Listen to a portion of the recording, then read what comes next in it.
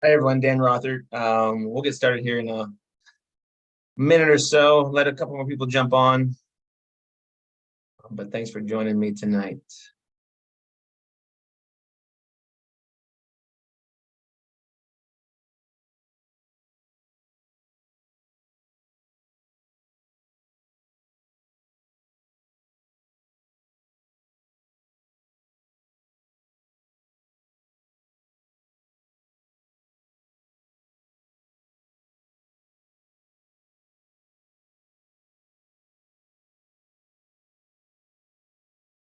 All right, we'll get started at 7:30, and I don't want to delay. I'm pretty prompt as a coach. I want to keep it that way in the webinar setting. My name is Dan Rothert. I live in Dubuque. I work with Iowa ODP. I coach a couple age groups. Some of you on here. I see I coach you. I'm coaching the 2009 boys and the 2011 girls East, but I've coached many teams through the course of my time with ODP the last 4 or 5 years. We're going to talk tonight about college soccer recruiting.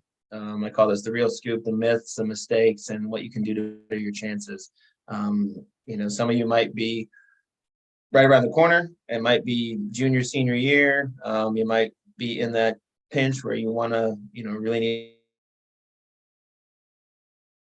to push things to make things go. Others might be freshmen, sophomore, maybe even younger, and start to really think about this process, and that college soccer might be something you want to do in the future. This is a webinar setting, like I said, so you don't get to talk. If you have questions, you can type them in the chat or the Q&A, and I will certainly answer those. Likely at the end, because many people, I might answer those questions along the way. But we'll try to do our best to answer as many questions as possible, and I'll stay on at the end to answer some of those. I run top student athlete recruiting. That's my day job, right? I was a longtime soccer coach at Loras College. I'm going to share my screen here, here in Dubuque, and had a lot of success. Won a few soccer games. Had a run for quite a long time where we won a ton of conference championships and went really far in the NCAA tournament, both men and women. And then about 4 years ago, I started doing this. So I started top student athlete recruiting. It's basically a soccer only recruiting service / agency. I see myself both as a project manager where I'm helping student athletes, do the right things to help them get recruited. But also I see myself as an agent where I am reaching out to college coaches on their behalf.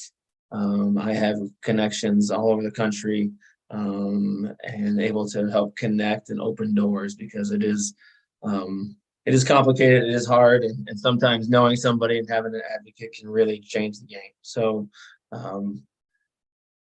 but I look at it this way, one of the reasons I started this was I saw a lot of kids in my day that weren't playing in college that maybe coulda, shoulda, woulda. I didn't know why they weren't playing. I always wanted to help more kids play in college. I'd ask kids I recruited, why isn't that kid from your club playing college soccer? And they wouldn't know, or they'd say that kid didn't know what to do, or they didn't really try, or they thought they were better than they were, or whatever it might be. I think it's a 4-year decision. It's not a 4-year decision, but it's a 40-year decision, right? You got to look for places that are the best 4 years of your life. You get everything out of college you desire. You graduate, you're on the career path you want to be on, and you find a college and a soccer program that help maximize your potential, both as a student, and as an athlete. Are you going to progress in both areas? Are you going to, maximize your abilities in both areas? And ultimately, that's the goal. I try to help the students I work with have a lot of options in the end, so that they can decide what's the best option for them. If they have 5 or 6 schools that are really wanting them, then they can make some decisions based on their priorities, right? Each student athlete has different priorities: academic, athletic, social, financial. Every player I work with has different priorities. So it's fun to be able to do that, and makes my job, always unique, because every player is looking for something different. First thing I want to talk about is the transfer portal. It has changed recruiting tremendously. When I first started this, almost 4 years ago to where it is today. We see things like the Deion Sanders, in Colorado football, and he brought in 81 new people last year to change his whole team. The transfer portal has changed recruiting completely. Now recruiting is ongoing. It used to be, very early, especially on the girls' side. It was earlier than the boys' side, but it was kind of more traditional. It would be, probably before somewhere between mid junior year to mid senior year for boys, and probably, mid sophomore year to mid to late junior year for girls. That's when it all start to finish. Now it's ongoing. We're seeing players, picked up later. A lot of coaches are waiting to see if they can get transfers first. Maybe they'd rather get a 22-year-old transfer than a 18-year-old freshman, somebody who's proven their value. So we're seeing a lot of coaches wait in the process, and it's kind of put some anxiety on this thing. But and then there's a 5-year eligibility thing going on right now too because of COVID. So every player, it's one more year of that. If you're in the class of 2024, you still have to worry about that. All these players are still having one more extra year of eligibility, which has caused more of a log jam on rosters, and they're recruiting maybe less people. But in 2025, it opens up those players. There's no more fifth year of eligibility after 2025 from the COVID thing. But it's still not easy, And like last year, approximately 2,500 to 3,000 kids entered the transfer portal. It changed the game, right? And it's basically in November and December. And there's another transfer portal window in the spring after spring seasons where people can basically test the waters. They can put their name out there. They put it in this profile here. It has a link to their contact information, their videos, things like that. College coaches basically can go in and shop and see if there's a player that might be able to come in and make an impact for them. So the other thing we've seen too is college coaches are starting to recruit from lower levels. They never could do that before, but I've seen Division I coaches at Division III and NAIA games trying to recruit certain players off of those teams. So it's changed a lot because there's a lot of influx within athletes transferring, which makes it a little bit more difficult sometimes to find a roster. I had 3 players on I'll give you an example. 3 players on the men's side last year, or 4 players go Division I. 2 of them were more traditional, and they went through the process and probably signed. One signed before their senior year started, right? In August. One signed probably November, December-ish. But the other 2 were almost February and March by the time they were able to get in front of the coaches. The coaches had gone through the transfer portal. They knew what they really needed, and then they landed. So it varies amongst each school is a little bit different, and each player is a little bit different. So the first myth I want to talk about is scholarships. First off, soccer scholarships are usually partial. A full ride is very rare, and I'll explain that momentarily. But it's not football and basketball where every player is a full ride, or you're a walk-on. Here it's partial scholarships, maybe no scholarships, things like that. And every school is a little bit different. Should not be saying you need an athletic scholarship. Rather, you should be saying you want to find the best value in college, because some schools will name all your money that you get athletic scholarship. Some will be a combination of academic and soccer money. Some will be just soccer money. Maybe they don't have any athletic money for you. But because soccer scholarships are usually partial or small, grades matter, right? So I have a junior in my house, I have a freshman in my house, right? And, I've been preaching all along, right? Freshman year matters. My freshman son, freshman year matters, because if you have a bad freshman year, it's going to set the table. You have to really make up for things later on to get where you want to be, with academics to help you get more scholarship money for college. Some colleges stack scholarship, others do not. What I mean by that is some will say we can take this athletic money you got, athletic scholarship money, and we can add academic money. Some it's just one sum total. Typically, it's merged into that to some extent, but they might say, okay, we can only give you this much money, and it's going to be called athletic money. They won't stack it on top of each other. You won't be able to add more academic money because they've given you more. They just call it athletic money. So sometimes they're calling it athletic. Everything is called athletic money. All right, but really there's grades included in that too. So you have to be just understand that a little bit. So let's talk about scholarships. In men's soccer, there's 204 schools playing Division I soccer. There's 9.9 scholarships at a Division I if they're fully funded. Not every school is fully funded. That's a school's choice. 9.9 is the maximum they can give if the school wants to fully fund soccer. So 9.9, there's about 30 players on a roster typically. It's about a third scholarship per player.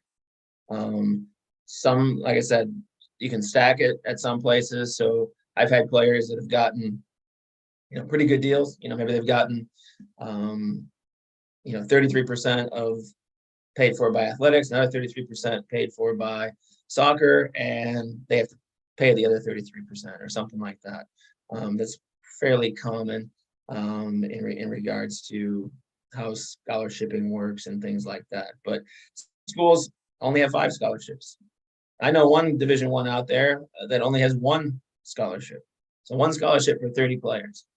Now it's a state school, and they can do things like give in-state tuition, and they can get the cost down pretty good. But if they're divided 1 scholarship by 30 players, and they want to evenly divvy it out, it'd be a couple $100 if they, but they could give 1 player the whole scholarship, and then nobody else gets any money. So that's the other thing with it is the coach decides how they're going to divvy it up. They can give 9, if they have 9.9, they could give 9 full scholarships and everybody else is a walk-on.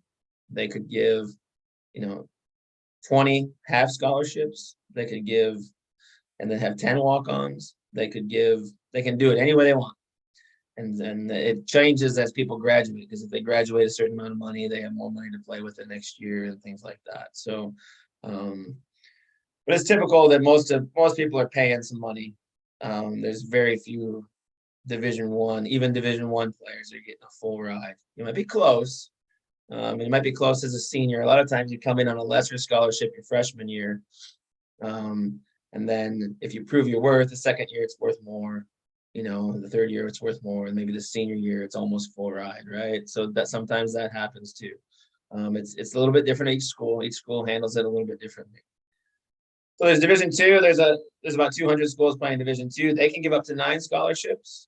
Division III is the biggest division. 400 some schools out there. They don't have athletic money, but they give great academic money. I've seen a lot of players get a better deal at Division III schools than they are at Division I schools, and they're being recruited by both. So, I've had players have to make that decision. I've had players pick Division III schools over Division I. I've had it go the other way. But there's really good soccer at every level. We're going to talk about that. NAIA is National Association of Intercollegiate Athletics. There's about 200 schools in NAIA. They can give up to 12 scholarships. They can give even more than Division I. And NAIA has a lot more, maybe foreign players. So does Division II.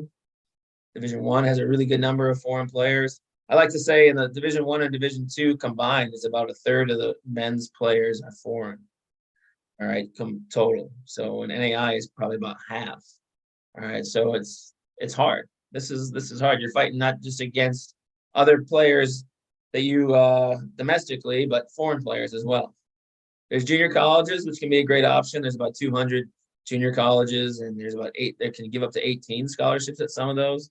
There's Division I, II, and III junior college, and it's basically based on athletic money, right? Division I can give the most money. They can give up a certain amount of scholarships. Division II, a little bit less. Division III is a little bit less. Same kind of idea as NCAA. On the women's side, there's more schools playing college soccer. We live in Iowa. Iowa State, UNI don't have men's soccer, but they have women's soccer, right? There's 323 women's schools, and there's playing Division I soccer across the country, where on the men's side is about 200, right? And they can give 14 scholarships. That's just because of Title IX and because football has so many scholarships and it's such a big sport. The women's side, they have to even it out and balance out scholarships across the board. So, that's about a half scholarship per player if you have a roster of about 30, right? So, sorry, whoopsie, a little sensitive there on the mouse. Division two has 250 schools playing. They can give 9.9. Division three, the biggest division, 416. NAI is about 200, just like the men's side. Junior college and all in all, it's about 1,500. So there's almost 150 more schools across the country playing women's soccer than men's soccer. And maybe the foreign aspect currently isn't as big of a challenge on the women's side. It's probably only about 15% of players is are foreign, where on the men's side it's sitting about 33%. So it's maybe there's more opportunity on the women's side. A little bit more schools playing, less foreign players, more roster spots available. I need people to realize this: college soccer is the enrollment business, right? First off, don't mistake Division I soccer for Division I football or basketball. You watch football on TV on a Saturday afternoon, and there's 90,000 people at a game, and there's glory, and they're taking private jets and all this stuff. That might happen at the Big Ten level, where you get to take a private jet and stuff like that to games, but for the most part, most Division I's, you're riding a bus. You can still be driving vans. Like it's soccer isn't bringing money in like football and basketball, so they're not pushing the money out either. It's not a revenue sport, is what I'm trying to say. And so I've been to Division I games with, really good crowds, and I've been to Division I games with, less people at the intramural ultimate frisbee game across the parking lot, right? So everybody's different. There's Division III teams that have awesome crowds, and there's Division I, Division III teams that don't. So there's, don't mistake that it's all the same. Colleges need students to make money. They can't give everyone a full ride to stay in business, and that's why almost every soccer player is paying money. They need to make a certain amount per student to meet their budget and pay for everything. All right. So colleges want to make about 15 to 25,000 per student per year. This includes soccer and basically all sports except NCAA Division I football and basketball. They want you to go to their school, and they're going to make money off you because you're going to pay, somewhere between 10 and 25,000, even with scholarship. All right. So even at NCAA Division I, most players are paying a decent amount of money to go to college. I have a player example, right? I have a player that's got an offer right now at the University of Denver. Really solid Division I, top 5 Division I men's program. He's going to get it's $76,000 a year to go to Denver. That's a crazy price tag, right? Really good school, and really good soccer program. He's going to get $50,000 first year. All right, so he's going to pay $26,000 first year. Second and third year, they'll give him $60,000, and senior year, give him $70,000. So he's still paying, and even a little bit that senior year. So those things, that's just one example. I had another player very similar with a Division I school called Colgate out on the East Coast. Really good academic school. It was going to cost him. He was getting, a 60-70% scholarship, but it was still going to cost him, $25,000-$30,000 a year to go there. And he had an offer at a Division III school where it was going to be like $16,000 a year. He chose to go to the Division III school, and the Division III school was competing for national championships, and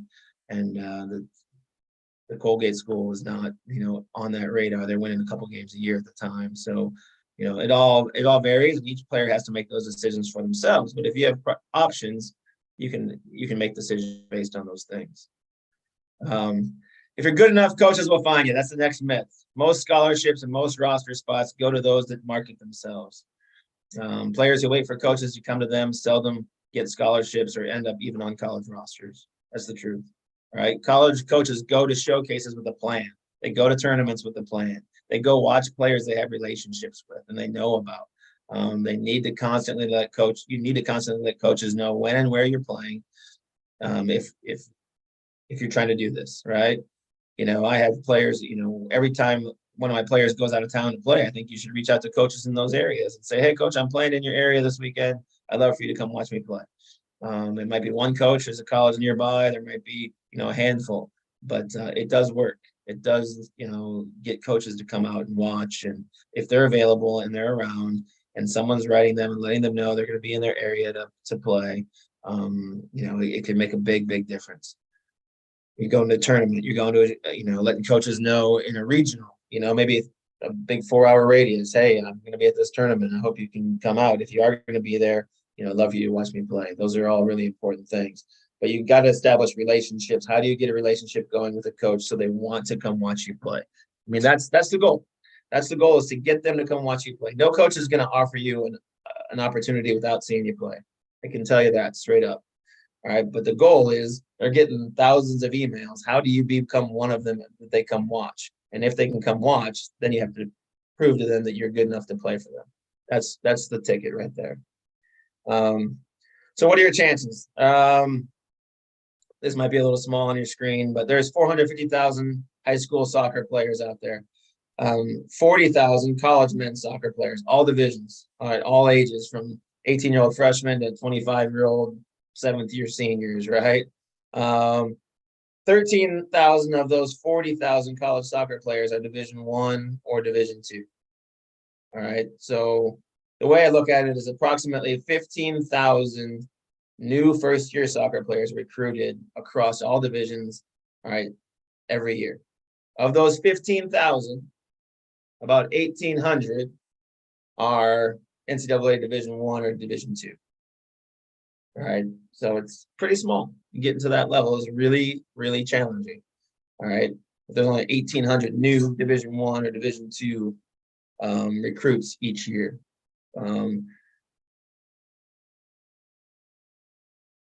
Sorry. Of those, 30% are international. 33%, right? That's what I said. So, if we're factoring internationals, there might be, 3,500 spots for new players in NCAA Division I and II rosters every year. 1,200 of those will go to transfers. I talked about transfers. All right.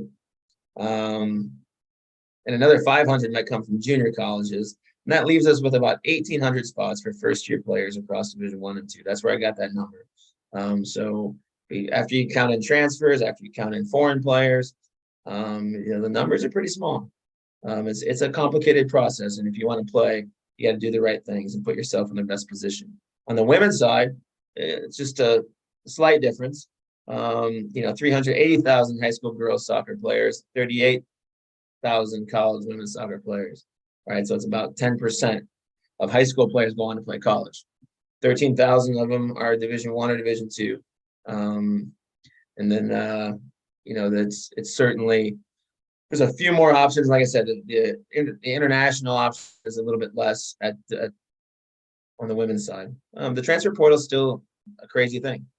On the women's side, it's still just a big deal. So let's just say 6,000 is being generous. Is the new the number of first-year players that will be recruited to play Division I or Division II. If you count in internationals, we'll say it's 5,400. 1,200 go to transfers, and 500 go to JUCO transfers. We're looking at about 2,700 spots for new first-year American players across Division I and Division II. I get a lot of players say, I want to play Division I, I want to play Division II. Well, first off, you need to know what that is. Not all Division I's are created equal. Know what you're getting into and those types of things. But two, there's really good soccer at all levels because it's really hard. Great players playing at Division II, Division III, NAIA, junior college. There's great levels of soccer. All right, so I throw this in here. I live in Iowa. I've lived in Iowa almost my whole life. I was gone for a few years, but on top of it all, we live in Iowa. Iowa is underrated as a soccer community. It's under-recruited as a soccer community. It's often an afterthought for college soccer coaches, if I'm being totally honest, because no MLS next. teams in Iowa. And if you're not familiar with MLS Next, it's like on the boys side, it's even higher than ECNL and that type of thing. We have spring high school boys soccer, which is different than anywhere in the country. So we're playing club in the fall when everybody else is playing high school, and then we switch. Then we're playing high school when everyone else is playing club. So we're not going to the same showcases and events that everybody else in the country is going to. And we only have one NCAA Division I program in the state, being Drake. So, on the men's side, it's even more challenging with that stuff than the girls' side, but, it kind of does coordinate for both. So, I'll just give you a quick rundown. I've done the math. I've gone through it. Drake men's soccer, the only Division I men's team in Iowa. There's 4 Iowans on the team, 4. Right, there's 30 people on the roster, and that's in Iowa. All right, so imagine that should be the team with the most Iowans on it, and I'm sure it is. All right, but it's only got 4 out of 30. That's all ages. I think there's 1 per class. All right, there's a freshman, there's a sophomore, there's a junior, there's 2 freshmen, and then there's 2 others. Upper Iowa men, I put them in here because they're Division II, and they're the only Division II in the state. They have 8 Iowans out of 43 players on the roster. Oh. Still not great numbers in the grand scheme of things. Drake women has 9 Iowans out of 30. Iowa women have 5 Iowans out of 30 players. Iowa State women have 3 Iowans. All right, so that's not even 20 total between those 3 programs. So out of 90 players, Drake, Iowa State, there's 90 players, and there's not even 20 from Iowa on those rosters. Class of 2022, in my last couple of years doing this, less than 10 Iowa girls went on to play Division I. 3 Iowa boys went to Division Is, all with my help. Class of 2023, 4 Iowa boys landed at Division I, 3 of them directly from my connections. So, if you really think you want to play at Division I, you got to be one of the best players in the state, right? You got to be one of the top 4, maybe, depending on which school is looking for, or top 10 on the women's side. And you got to go see college games and see what the levels are and those types of things. I use it this way. Use Drake and UNI as a barometer, right? They're like mid-major programs. They're not Big Ten. They're not Power 5. If you're a boy in the state of Iowa and you're not getting recruited by Drake, you're probably not going to get recruited by Michigan or Clemson or anybody like that. Just that's the facts. If Drake's going to be the one that would know about you most. Same with like UNI. If UNI women or Drake women aren't being a mid-major programs, aren't recruiting you, pretty unlikely you're going to go play at UCLA. You have to have that barometer and that idea in your mind. I will tell you this. All, or if not all, these players that went Division I had Iowa ODP connections, played at some point. So that's pretty cool. And that's a credit to the program and where we're at with that. So there's other considerations, right? Would a coach rather have a proven 22-year-old, 23-year-old that can help them right away versus an unproven 18-year-old? The transfer portal allows college coaches to find players with can make immediate impacts. A 4-year starter at one school can maybe come in and make an immediate impact a lot easier than a freshman. Playing time, that's another consideration. About 25% of college soccer players never played a minute last year. I want you to think about that. About 25% of college soccer players never saw the field. They played in practice. They might have got to dress. They might have got to travel. Maybe they didn't. They never got on the field. That's a massive number. So I would say go where you can play. Like, you're so excited to go play Division I, but you're not ever going to get on the field. Is it really worth it? To say you went to play Division I don't know. Maybe you could have done a Division II, Division III, NAIA, and had a great experience and played a ton and those types of things. Even at NCAA Division I, we're starting to see roster inflation. What I mean by roster inflation is huge rosters of 40, 50. I've seen 60, 70 players on a men's or women's soccer team. They're trying to carry more players to help enrollment. Enrollment's this big struggle right now at some of these schools, and we're seeing schools carry massive rosters, have JV teams. Even at like NAIA schools, if they have more people on their team, um, they might have a big JV roster to help pay more scholarship money for the better players on the other side, because what they do at NAIA is do an average tuition that each player has to pay. So like the coach might be told every player on your team, the average has to be 20,000 they have to be paying to come to our school. Well, if I get 10 players that are going to be on my JV and I ask them to pay 30,000, then those 10 top guys I can go after and they only have to pay 10. Right? This is how this works. And it's not, I want people to realize that as they go through this. But there's all different levels within each level, right? Most people think Division I's the best, then Division II, then Division III. In all honesty, there's a lot of overlap. Yes, the top Division I teams are the best. There's no question in that, but there's a lot of overlap. The best Division III teams can compete with Division II and even compete with Division I. I coached at Division III for a very long time. My teams would go play Division I teams. We weren't going to play the top of the heap of Division I, but we were playing, smaller mid-major programs, and we beat them, tie them, play great against them, give them a run for their money if we didn't beat them and stuff like that. So that's part of it. So don't judge a book by its cover. Go see them play. There's great soccer at all levels.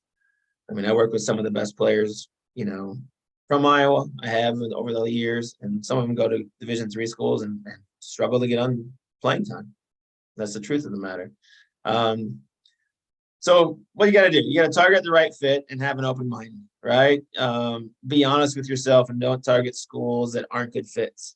Athletically, everybody wants to play Division I, but they don't really know what that might mean. And many prospects overshoot in the process because of that. They think they're better than they are, or they've been told something. Go see college games. Go see the level of play. Go see how you might fit in. That's a really important piece of it. And can you play earlier at one of those places? Academically, making sure they're the right place academically.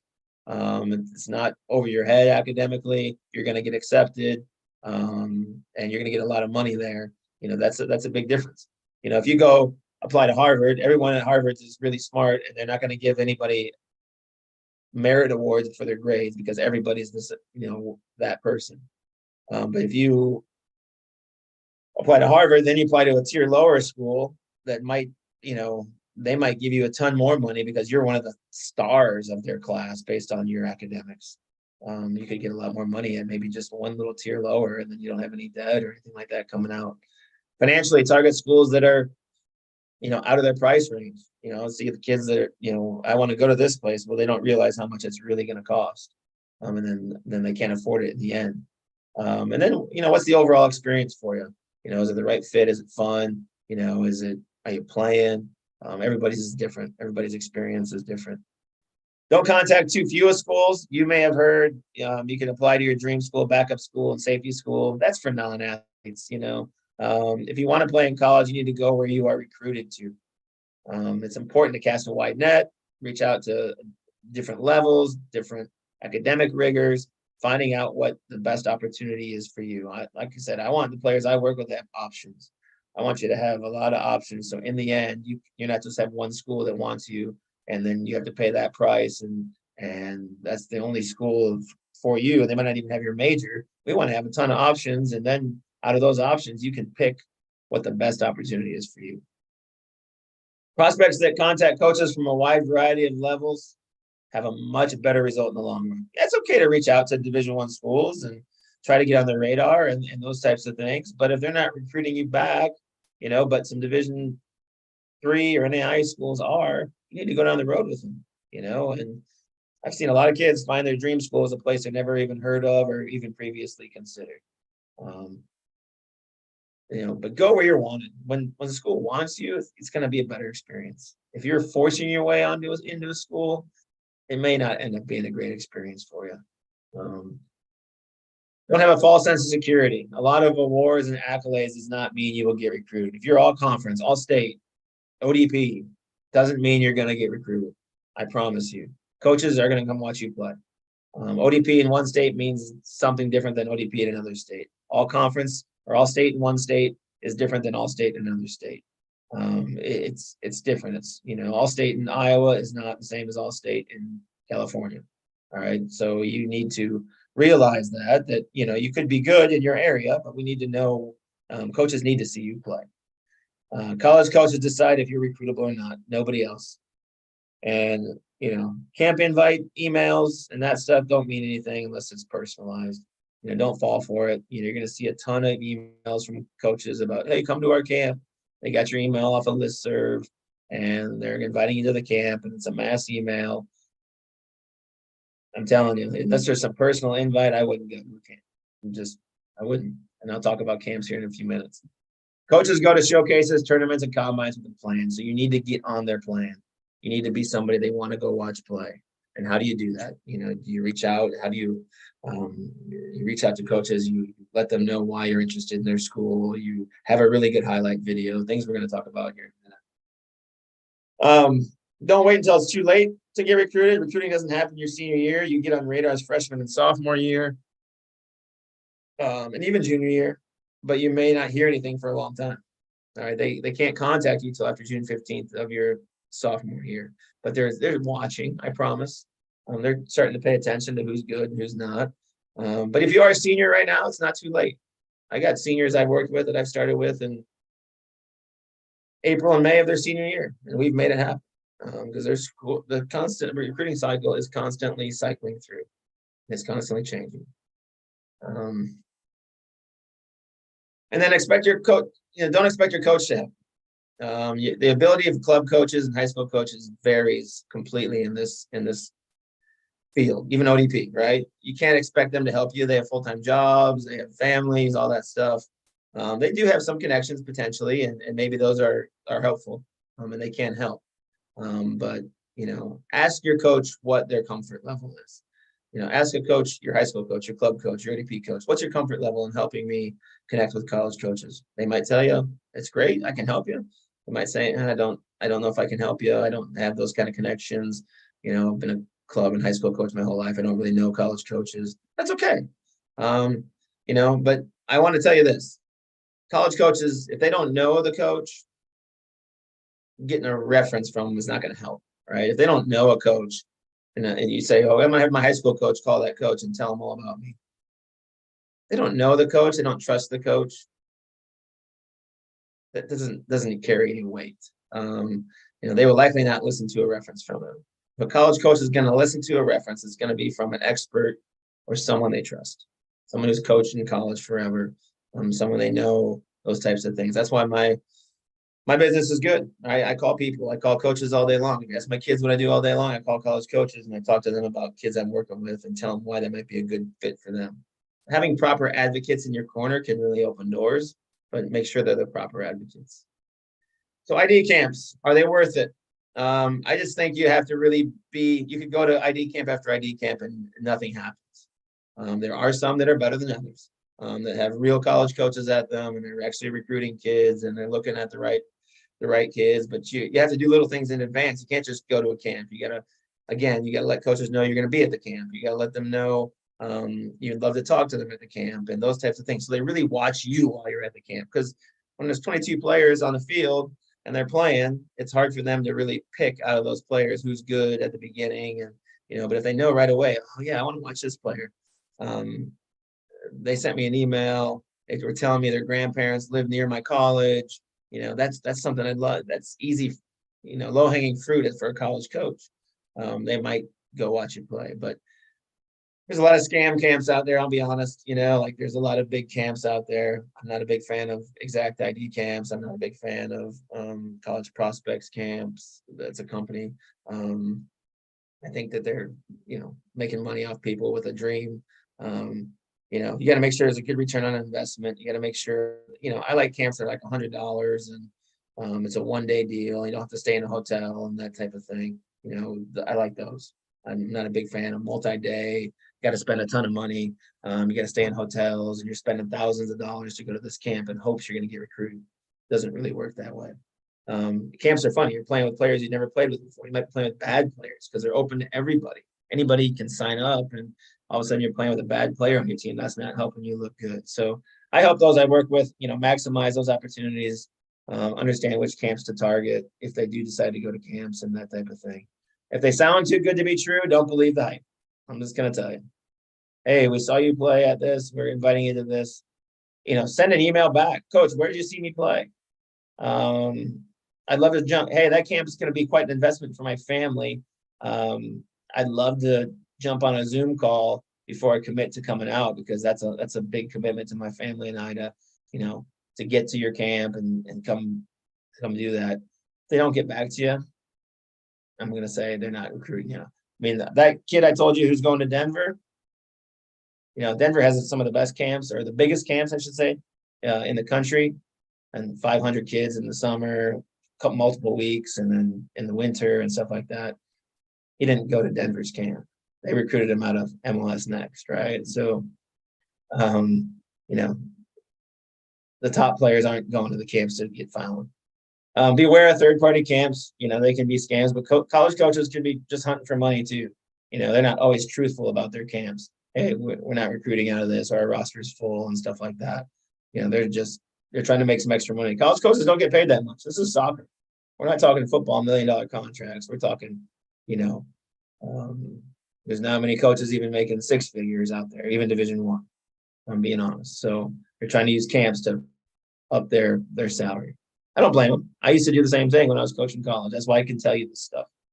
Showcases. Not all events are good. Not all showcases are created equal. I hear all the time kids are hoping to get seen at college showcases, and clubs advertise they're going to certain showcases to get them seen, to entice them to play for that club. The reality is there are way too many college showcases out there anymore, and many have few coaches attending. There's conflicting dates with other, showcases. The level of play isn't good. College coaches' budgets aren't great, so they can't go to everyone. There's a lot of reasons to it. But I don't think all college showcases are created equal too. There's still some good ones out there, but not a lot, to be totally honest. It's important to have a really good highlight video that shows what position, it shows you play your position well. If you're a center back, you better show some headers, right? If you're a goalkeeper, don't just show shot stopping. You got to show coming out, getting crosses. You got to show one-on-one ability. You got to be able to show punting and distribution and playing with your feet and stuff like that. Because every coach is looking for something different at each position. So you want to be able to show things that college coaches are going to want to see at every position. You want to show offensive stuff and defensive stuff. I get it all the time. Well, my kid plays defense. They don't have a lot of highlights. Yeah, they do. They should have a lot of highlights. We need to find those highlights. I think it's good to get, you're getting all this video. Hopefully you're getting video these days. If you're not getting video, you need to find a way to do that. But collect video, and after, every game or two, go through the video and just mark down clips that could be good. At the minute mark, 1 minute and 11-second mark, there was a nice play. And so then if you ever make a highlight video, you have access to all that stuff. You don't have to go back and watch 100 games. If you can continue to do that, it's important. We're going to do another webinar on making highlight videos, so I won't get too far into that. So what should you be doing? Everyone's timeline is different. Some players, have known their whole life they want to play college soccer, and they started early on, and they could be on a different timeline. Maybe they're really good, the top level player in the country, and they're getting recruited really early. Maybe they're not. I think it's important to cast a wide net. I think you should look at a lot of options. Send emails to coaches from a wide variety of levels. Email is still the introduction of choice for college coaches. All right. In the soccer world, that's the way it goes. Most college coaches have, they read the emails, they check through them. They have a coach on their staff that does it for them. But email coaches before your events. Let them know when you're playing. Let them know when you have something important to tell them. Like you have a new highlight video or things like that. One email to a coach is not good enough. All right. You might hear nothing, right? You might cut them on a bad day. You might cut them when they're busy. I think you got to keep hitting up the coach and starting the communication back and forth and trying to get it back and forth going. And, if you're not getting heard from after, several emails, 3, 4, 5, then I get it.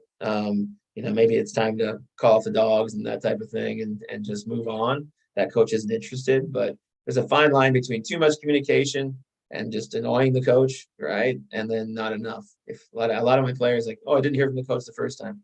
We're not just doing this once. They my players reach out to coaches, but I'm also reaching out to coaches. It's a partnership when I work with them. But you can do this on your own. You can reach out to coaches and try it on your own too. So understand the difference between camp invites and being recruited. A lot of players like, oh, I got invited to their camp. They really want me to come and show off, in front of them. And a lot of times it's just a camp invite, trying to make money. So you got to understand the difference there and really dive into that. Social media. A lot of people think Instagram and posting videos and stuff like that's going to help you recruiting. Don't waste your time. All right. Coaches don't go looking for players on social media. They just don't.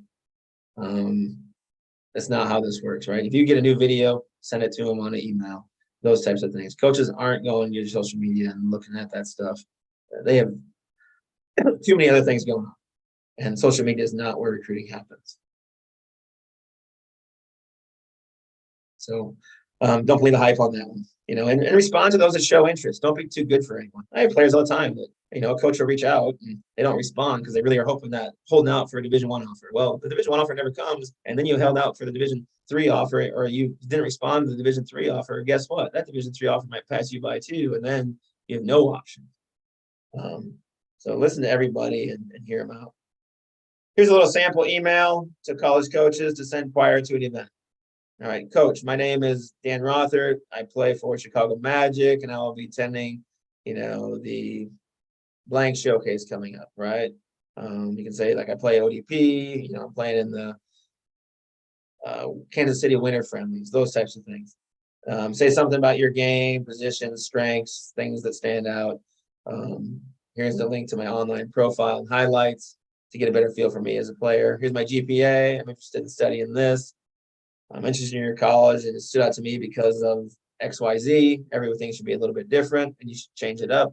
Maybe say something about their season. Say something about their team. Say something about why you want to be in that area. Make it personal. If you can make each email a little bit personal, you're going to have a better open rate, a better response rate, I promise. Here's my game schedule. I wear number 30. I wear orange cleats. Those types of things. And then look forward to hear. Short and sweet. This is not long. They don't have time to read long emails. All right, just keep it short and sweet. So there's other common questions. Am I good enough to compete in college? I think there's almost a level for everybody. I think almost. I don't think everybody can play in college, but it's almost. What is the best level for you? That depends. And I think there's a lot of gray areas because there's Division III teams that are better than some Division I teams, and those types of things. So finding a good level of play within each level, I think that's good. How do I develop a relationship with a college coach of a program I'm really interested in? Ask them what it takes to get recruited by him. I think that's a great question to ask a coach in an initial email. Hey, coach, I'm unfamiliar with the process. What does it take to become recruited by Clemson? And maybe that coach responds back, well, the players we recruit do the XYZ. And then you can start a conversation back and forth, and maybe it opens the door. Maybe. All right, so I'll open it up to questions. Like I said, I use my experience, my connections. I've coached for 30 years, to help prospects and their families gain more exposure, find the right fit, save money on college costs, and land at great fit opportunities and help facilitate the process from start to finish. If you do have personal questions you want to reach out about, you have my phone number here. Oh, so you don't have it there. 563-564-6122. You can email me. You can hit me on Spawn. I'll be at events all ODP season. So if there want me to talk to you, want me to watch your kid play, or you play, I'm happy to do that and evaluate kind of where you stand, what level you might be, stuff like that. I think that's important process too. If I can get away from my teams when I'm coaching at these events this year, I'm certainly willing to do that and giving an honest answer about what level you should be targeting and stuff like that. So But yeah, if there's other questions, feel free to hit them up in the Q&A here or the chat, and we'll go from there. If you want to reach out to me personally, do that. If you want to find out about my services and how that all works, I'm happy to help you there as well. Thank you so much. I'll hang out for a few minutes in case a question pops up.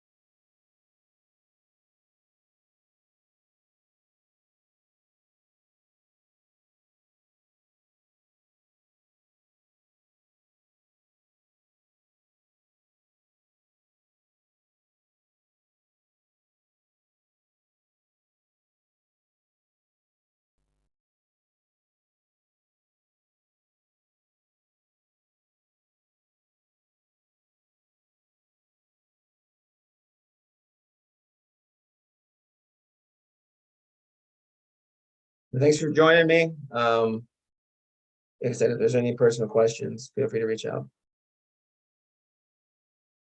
If you have a hand up.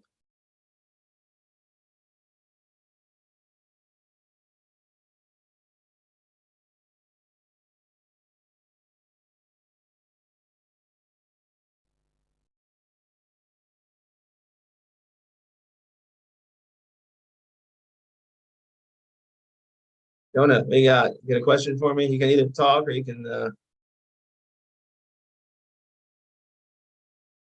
hit the Q&A.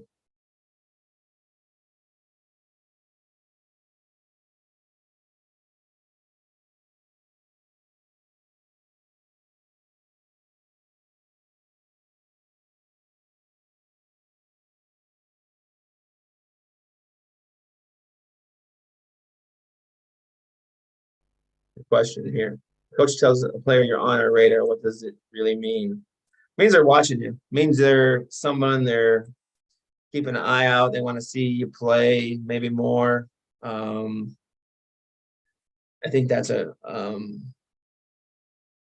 question that they might, don't want to be strung along, right? You want to make sure that it's real and you keep the communication going. So, make sure you follow up with them. You continue to give them communication about, hey, here's some more video, or hey, here's a full game video that I just played. Kind of depends what year in school you are, I think, too. Like, if you're a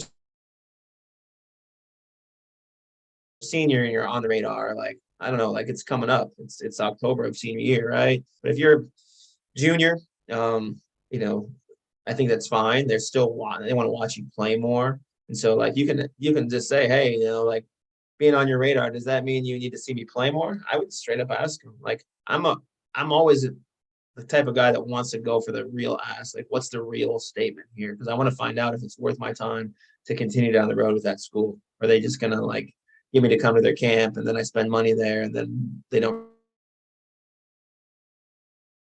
recruit me anymore?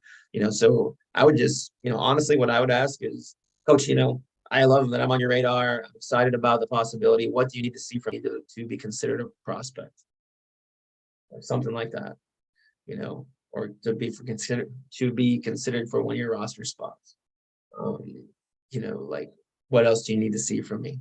Because that's the thing, right? Like trying to get on the radar. On the radar means you're in the group of recruits that they're interested in at some level, and they've told you that, so they're having some communication with you. That's good. High school soccer players want to attend some summer soccer camps at colleges. How do we find good ones to attend? Great question. Yeah, I mean, there are good ones. It depends what you're going for, right? First off, are you going for skill development or are you going for straight up to get recruited, right? Some camps are way better than others at the skill development piece. Others are more just of a couple hours and you just scrimmage and hopes that a coach might recruit you, right? So like if it's a one-day camp, it's probably an ID camp opportunity where you're just basically playing and coaches are trying to recruit you from that. If it's a 4 or 5 day, 3 day, whatever, I'm sure there's a lot of skill development and things like that. Some of the bigger schools have some really good development camps, like I used to work a lot of camps in my time, right? And there's some are better than others, but you just don't want to end up at a place where you're not getting any development, and it's it's a cattle call for recruiting, and they're really not recruiting out of it. It becomes complicated, but I can certainly help answer that question. I have a lot of camps that I like. I have the ones I completely dislike, to be honest with you. So if you want to shoot me an email, I'd be happy to help.